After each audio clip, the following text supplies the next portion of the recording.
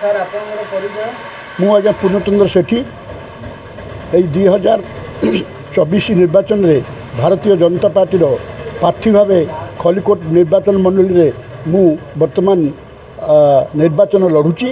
आज पार्टीर 45तम जन्म दिवस। यही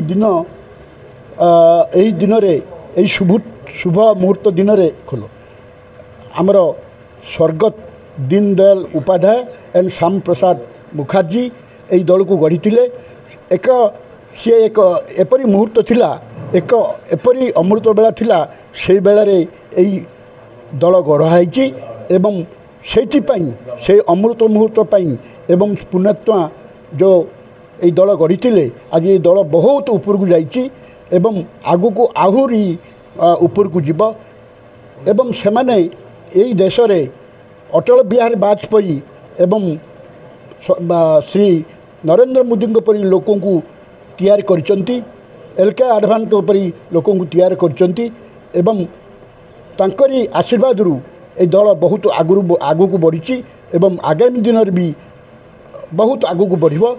आमर एथर संकल्प जे अंतत पक्षे 400 रु ऊर्ध्व आम एमपी सीट जितबू एवं 120 विधानसभा रे आम जितबू। बीजेपी जितब एवं डबल इंजिन हम।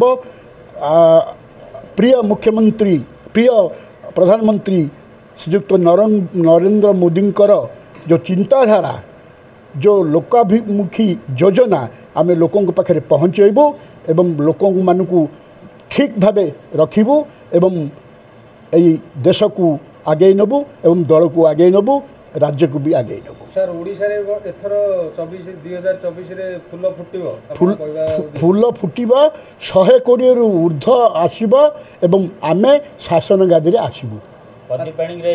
लेखा चिड़ी सी तो तांकर भाषा रे कहि सी किछि भूल कहि नाहंती, सी किछि भूल कहि नाहंती। आमर दबदबा देखैब लेखा छिंडिब न छिंडिब मु कहूनी, किंतु आमर दबदबा देखै देबू जे आमे 120 रु ऊर्ध्व सीट रे आमे जितबू।